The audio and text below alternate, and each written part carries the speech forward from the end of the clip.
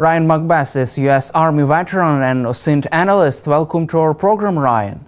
Thank you so much for having me. It's great to be back. Russian dictator Vladimir Putin has decided to continue the war against Ukraine. He has not he has not extended his one-day ceasefire, which has been violated more than 3,000 times by Russia. This ceasefire lasted only 30 hours. How do you see the main reasons and aims of this decision from Kremlin, from Vladimir Putin? Well, I believe it was a political decision. It was a decision designed to curry favor with pro-Russia people inside the United States. There might have been some tactical benefit there, where there was a hope that maybe we can give our soldiers a little bit of a rest. But for the most part, I think it was kind of a politically coordinated move to let people believe that he might be open to peace. You just mentioned about the military reasons for this decision. For example, Sean Bell, Sky News military analyst, he suggested that Russia used this time to relocate 50,000 Russian troops from the Kursk region of Russia to the Donbas region during this one-day ceasefire. What's your take on that? That's a pretty good question. I mean, it's really hard to move that many people, right? And plus you have to stage vehicles and stuff like that. I think that would be a very difficult thing to do. So again, it's one of those things that sounds like a good idea on a newspaper, but it is a lot more difficult to actually implement. And also, many analysts, they really believe that Vladimir Putin is afraid of the possibilities that Trump can abandon ceasefire talks, and that's why he imposed one-day ceasefire. Do you still believe that Vladimir Putin would not like to end the war? He can't end the war even after the ceasefire. No, he can't end the war. And what's kind of interesting is that it seems like we're almost at the point where the United States is just going to walk away from everything and just say, you know what, this isn't my problem anymore. And that way we can kind of go and worry about China. It's probably not the best strategy, but it certainly is a strategy. And in a case like that, it means that Europe is being left to its own devices. So I think Russia doesn't want a ceasefire. What they want is the kind of chaos that looking for a ceasefire might bring, because that can kind of bring some tactical benefits on the battlefield, or perhaps some political wins, with people saying, look, Russia doesn't want a ceasefire. Oh, look, Russia does want a ceasefire. Look at Ukraine. Look at how horrible they are by continuing to fight. But I think one of the issues is that, right now in domestic politics inside the United States, there are a lot of stories right now. Stories about people being deported, stories about the Secretary of Defense using technology inappropriately, stories about a fight between the president and Jerome Powell, who's the chairman of our Federal Reserve Bank. And Chairman Powell doesn't want to decrease interest rates, which is something the president wants done. So all of those domestic stories are kind of taking the air out of the room.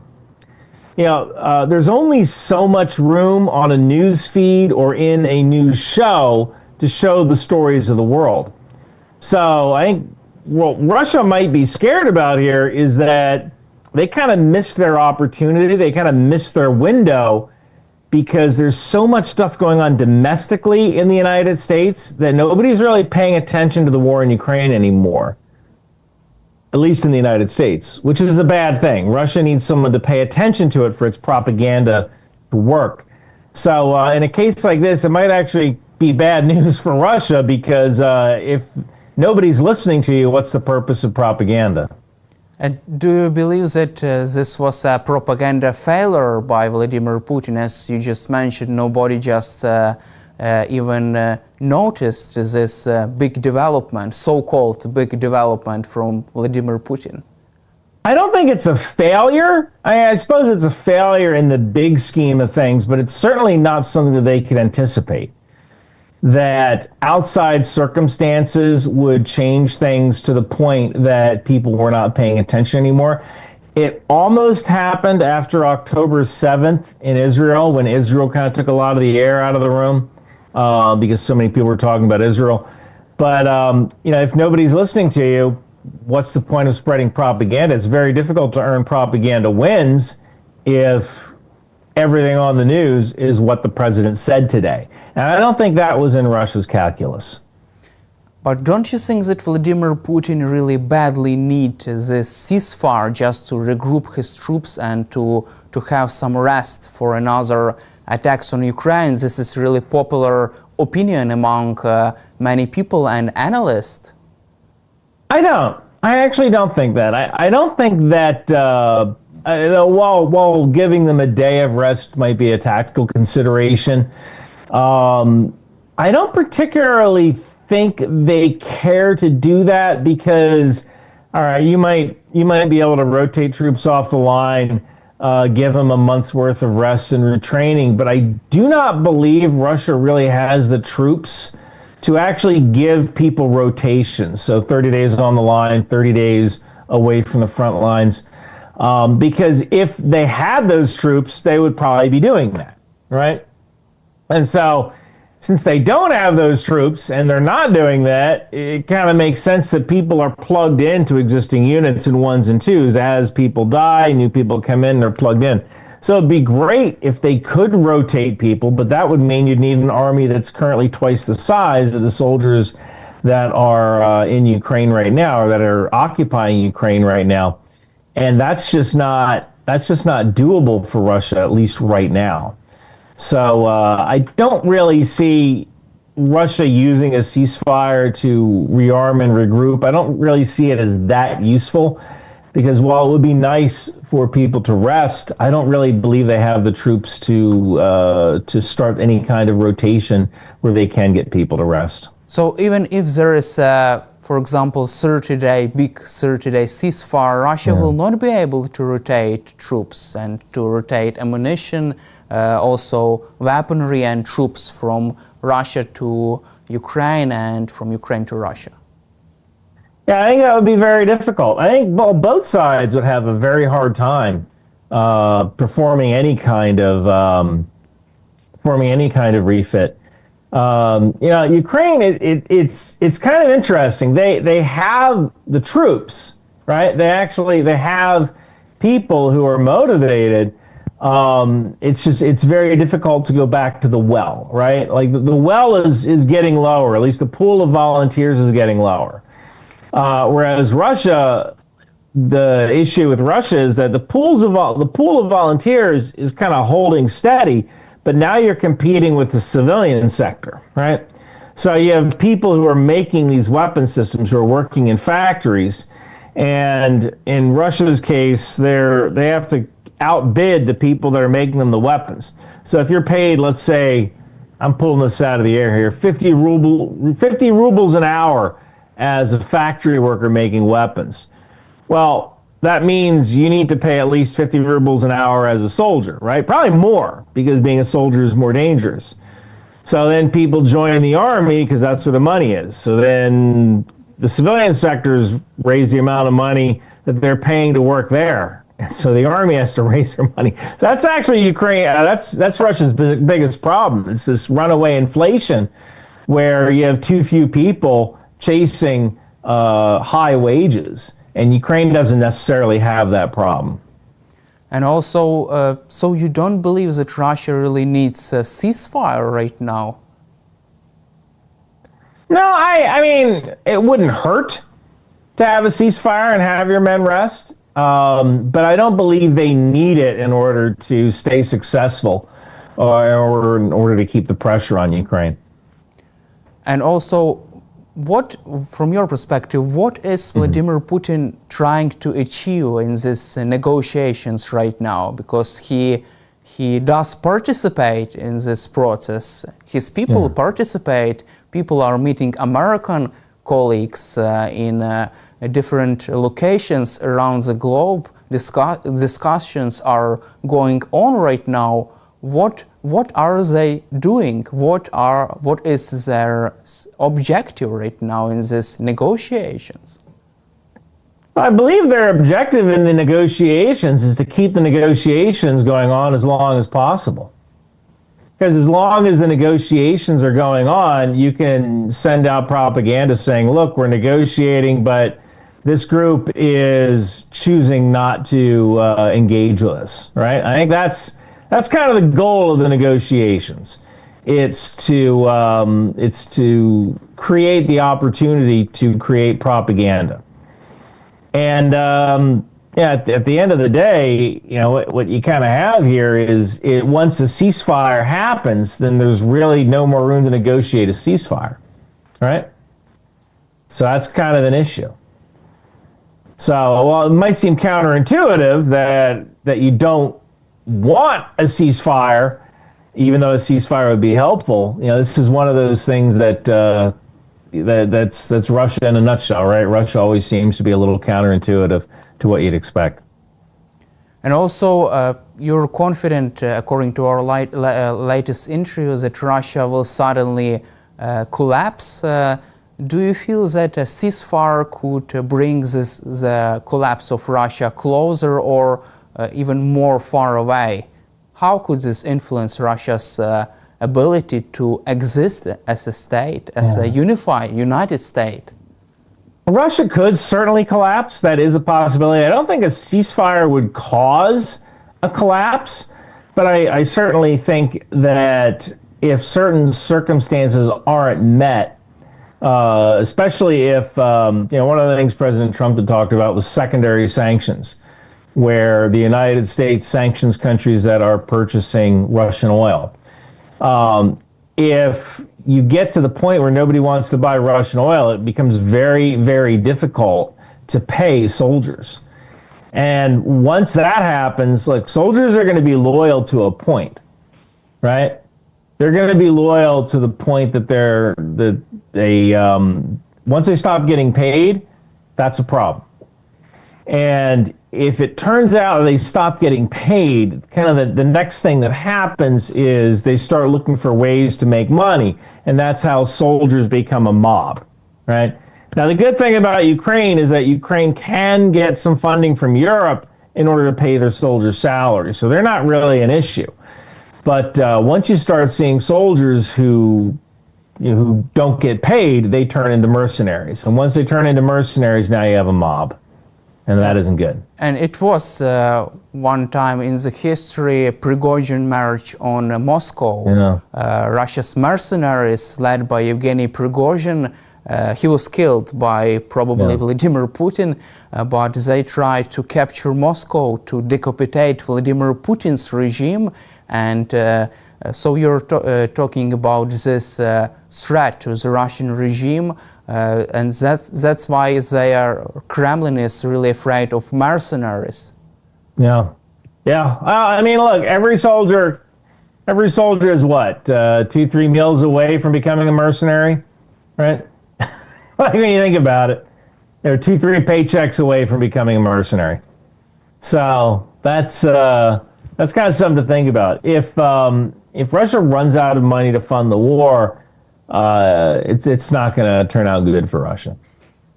There could be even chaos inside Russia and inside Vladimir Putin's inner circle regarding what we are going to do with this war and unpaid soldiers.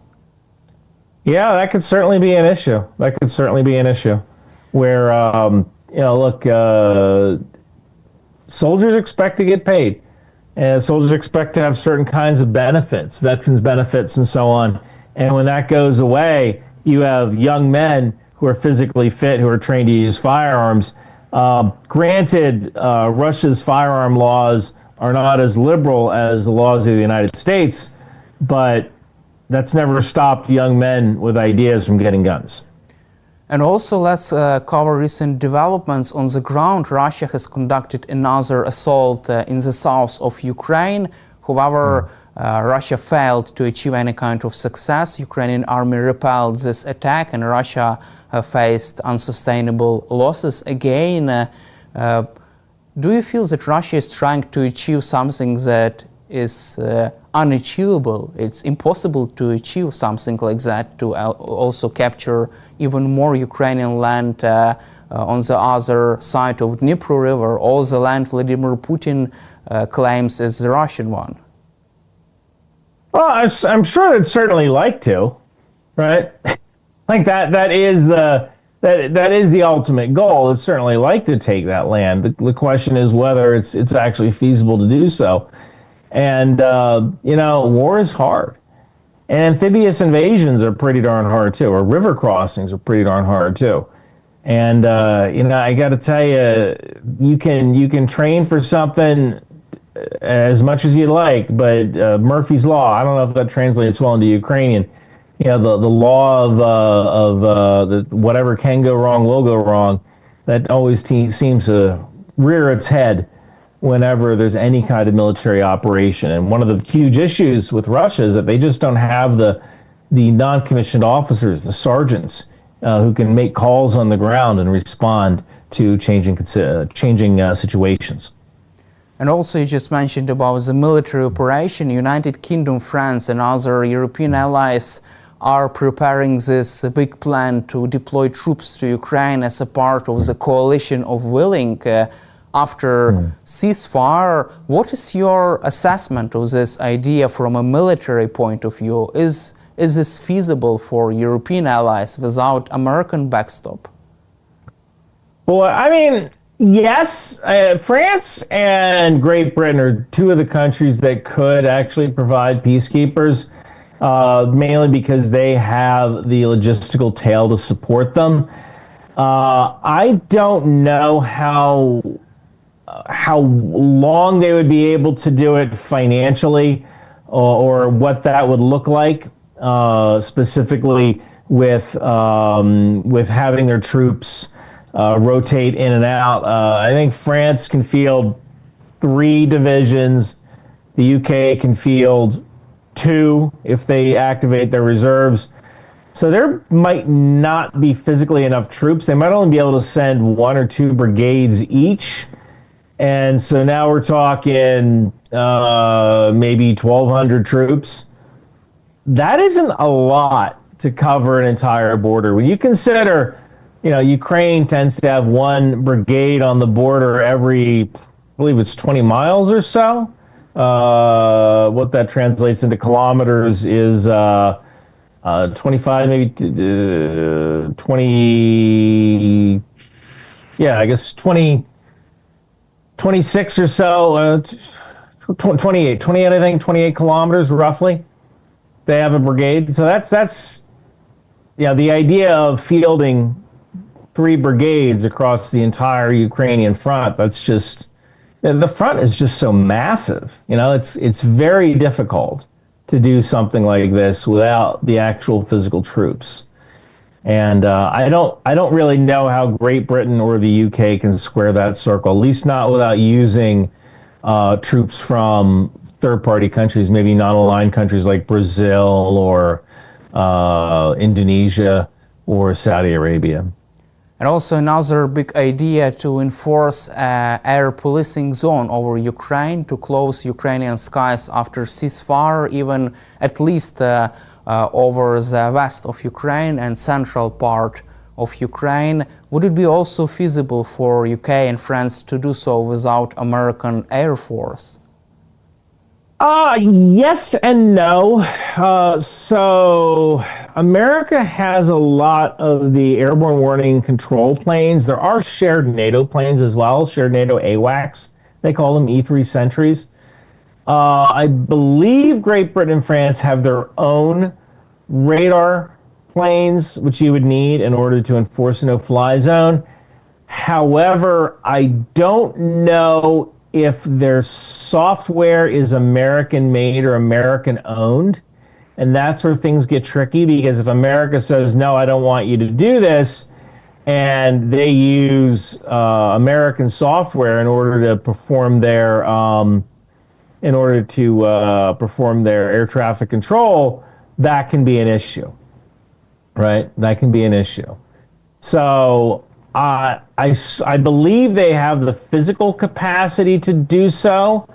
But anything like kind of beyond what you might see with just the physical ability to move troops, that's kind of the question mark. It's the actual deals that they would have to make in order to get something like this done. That's kind of up in the air. And also, if there is a green light from the US to conduct such mission, in your opinion, it could be possible for European allies? I think so. I think it could be possible.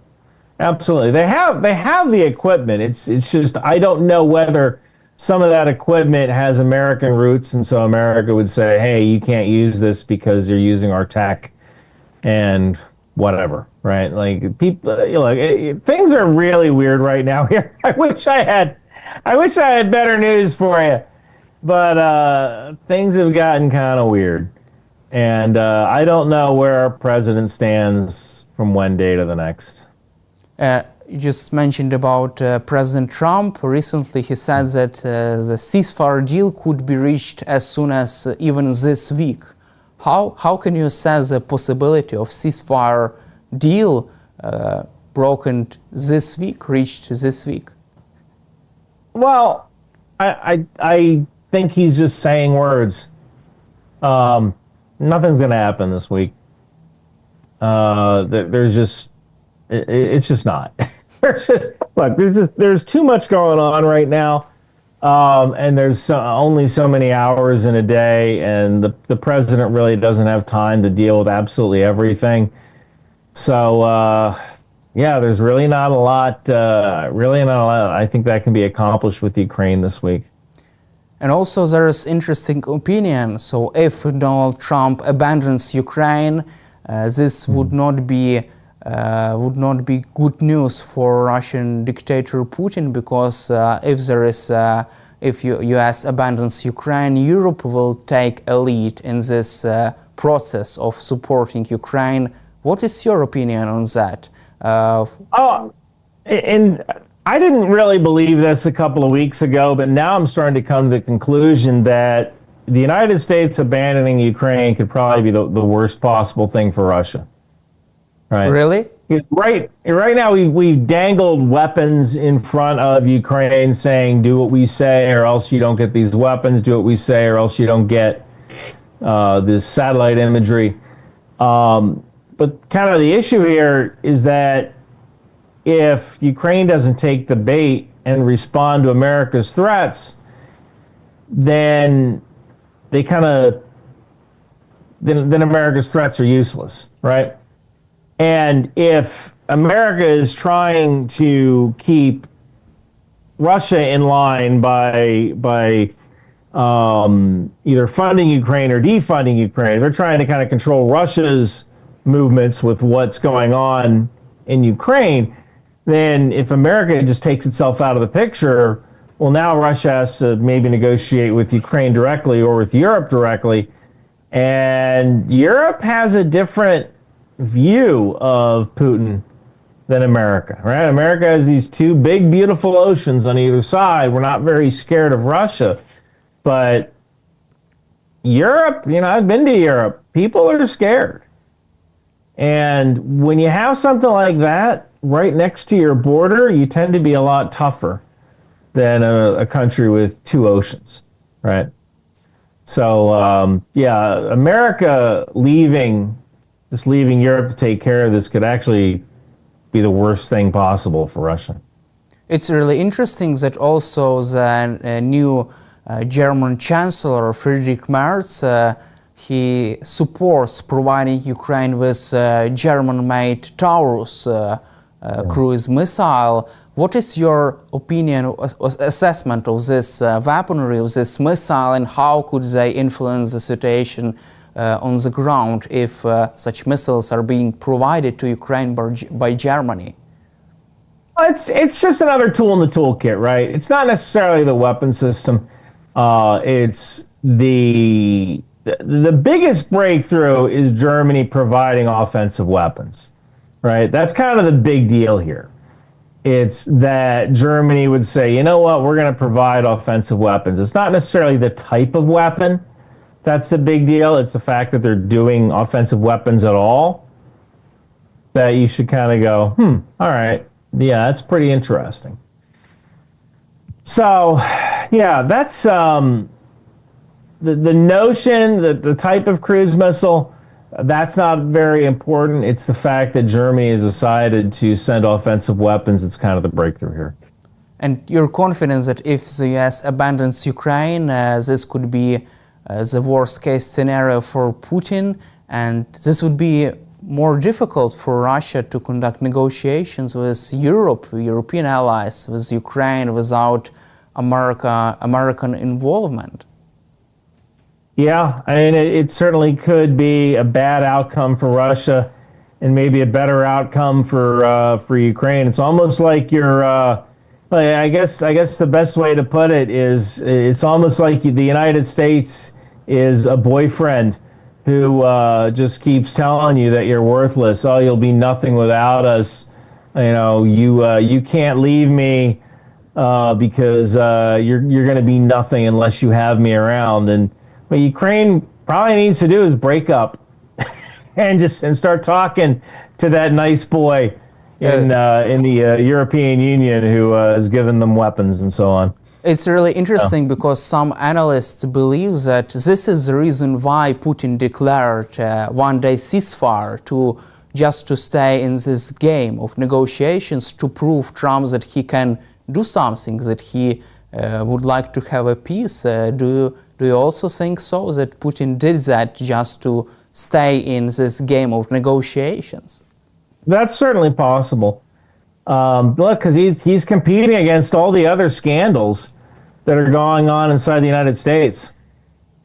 And there's only so much bandwidth, there's only so much air, right? So yeah, you could be absolutely right. Thank you, Ryan, for our discussions, for your time and for your support for Ukraine, and glory to Ukraine. Thank you so much. I really appreciate it.